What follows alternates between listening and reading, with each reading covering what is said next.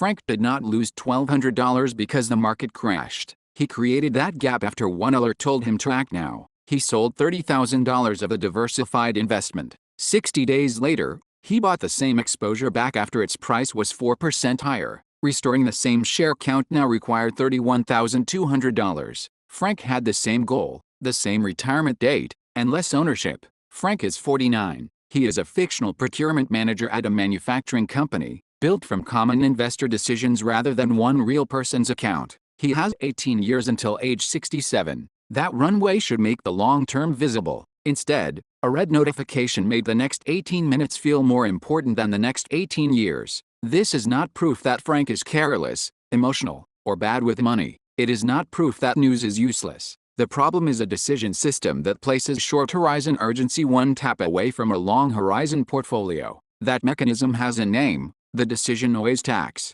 It is not a government levy. It is not a bill from the media. And it is not every dollar a portfolio might have earned in hindsight. It is a metaphor for the friction created when alerts, compressed claims, and immediate trading access repeatedly interrupt a plan. Today you will see 3 things disciplined investors do every day to block it. They delay action triggered by an alert. They replace commentary with a primary source. And they compare every proposed change with a written policy. The third habit is the one Frank was missing. Without it, even good information can trigger a bad decision at the wrong time. Start with his actual case ledger. Frank has $14,600 in cash and $184,000 invested across a workplace retirement plan and a taxable brokerage account. His intended contribution is $650 per month. During the last 12 months, he funded 8 months and paused 4. 4 paused months multiplied by $650 equals $2,600. That money did not vanish. It remained in cash. It is unrouted cash, not an investment loss and not a decision noise tax invoice. Then there is the sell and rebuy record. Frank sold $30,000 of a diversified position. The same exposure later cost 4% more. 30,000 multiplied by 1.04 equals 31,200. The difference is $1,200. If Frank used only the original $30,000, he bought about 3.85% fewer shares. That is a direct case result from a fictional price path. It does not prove that waiting always costs money. The price could have fallen instead. The point is narrower. Frank changed a long horizon position without a rule connecting the alert to his goal. At 49, the runway matters. The Social Security Administration lists 67 as full retirement age for people born in 1960 or later. Frank uses 67 only as a planning marker. It is not an instruction to retire then, and it is not advice about when to claim benefits. His decision noise tax has 3 mechanisms. Mechanism 1 is the alert to action shortcut. A market alert is designed to make a recent event feel urgent. A brokerage app makes action immediate. The distance between a headline and an order can be shorter than the time required to understand what changed. Investor.gov and FINRA warn that social sentiment information can be inaccurate, incomplete, stale, misleading, or shaped by a hidden agenda. They also warn that real-time discussion and buy or sell signals can encourage impulsive decisions. That guidance does not say every post is false. It says a social signal is not a complete decision process. Research gives the mechanism a second boundary. Barber and Odean studied 66,465 households with accounts at a large discount broker from 1991 through 1996. In that historical sample, the most active traders earned 11.4% annually while the market earned 17.9%. The average household earned 16.4%. Those figures describe one old sample, one market period, and directly held common stocks. They are not Frank's return. They are not a forecast. And they do not prove that every trade is harmful.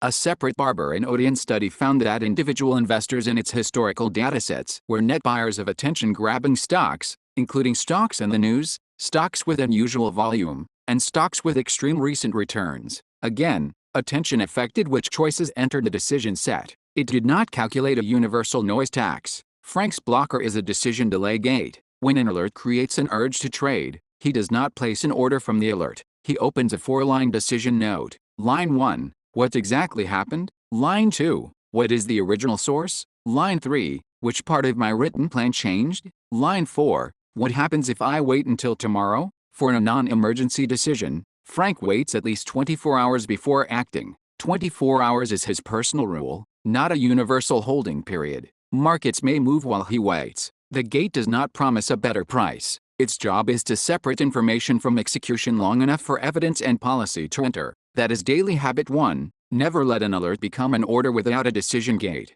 Mechanism 2 is the evidence compression gap. A headline compresses a complicated event into a few words. A short video compresses it again. By the time the claim reaches Frank, the document, assumptions, time horizon, fees, conflicts, and uncertainty may be gone. This does not make the creator or viewer the enemy. Compression is how crowded feeds work. The antagonist is the missing context between a claim and the decision it is being used to justify. Frank's blocker is a primary source filter. He spends 15 minutes each weekday replacing one secondary claim with the closest available primary document. If the claim concerns a public company, he looks for the filing or company report. If it concerns a fund, he reads the prospectus, fee table, holdings, and stated objective. If it concerns an investing rule, he checks Investor.gov or another accountable authority. If someone is selling advice, he checks registration and disclosures before treating the person as a professional. His filter has 4 fields: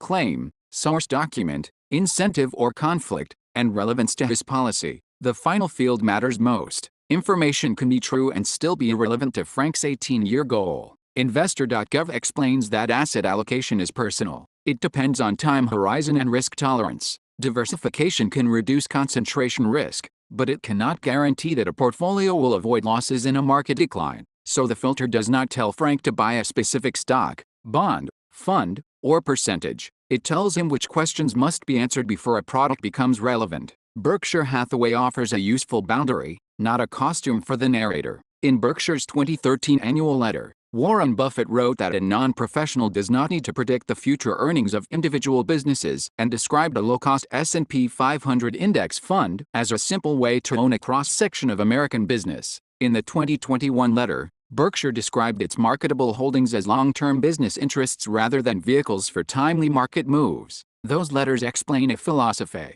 They do not select Frank's allocation. They do not account for his cash needs, taxes, risk tolerance, or the time when he will need withdrawals. Frank's primary source filter supplies the missing context. A qualified professional can help him apply that context to his own situation. That is daily habit 2. Replace one urgent opinion with one accountable source. Mechanism 3 is the policy vacuum. Without a written policy, every market move can feel like new instructions. Frank's account becomes a referendum on today's headline. His contributions become optional. His allocation changes because the story changed, even when his goal did not. This is where the $2,600 of unrouted cash matters. Frank intended to contribute $650 every month. 4 times, a market story convinced him that waiting for clarity was safer. The cash remained available, but the route from paycheck to long horizon account stopped. The blocker is a written policy card. It fits on one page. Section 1 names the goal, long horizon retirement funding, with age 67 as a planning marker. Section 2 names the horizon, 18 years, reviewed as life circumstances change. Section 3 lists near-term cash needs and Frank's personal reserve floor. He chose $12,000 after reviewing essential expenses and known upcoming costs. $12,000 is not a universal emergency fund rule. Section 4 records his risk tolerance and current allocation. It also records what level of volatility would make the plan impossible to follow. This is where suitability matters. Section 5 lists valid reasons to change the plan: a changed goal, a changed horizon, a changed cash need, a changed capacity for risk, a product change, or a scheduled rebalance rule. A headline by itself is not on the list. Section 6 sets the review calendar and names the person Frank will consult for decisions he cannot evaluate alone. The card does not eliminate uncertainty. It decides when uncertainty deserves action. Frank then restores the contribution route. After confirming that cash above his $12,000 personal floor is not needed for a near-term bill, he resumes the $650 monthly payroll contribution his budget supports. He does not treat the full $2,600 as a mandatory lump sum investment. Cash keeps the job assigned to it. Future contributions regain a route. Now consider a bounded timing illustration. Start with $184,000 and an 18-year, or 216-month, runway. If Frank contributes $650 per month starting now, a fixed 5% illustration ends near $678,703. At a fixed 7%, it ends near $926,276. If he waits 12 months and then contributes the same amount for the remaining 204 months, the 5% illustration ends near $660,062. The 7% illustration ends near $899,889. The modeled timing differences are about $18,640 at 5% and $26,387 at 7%.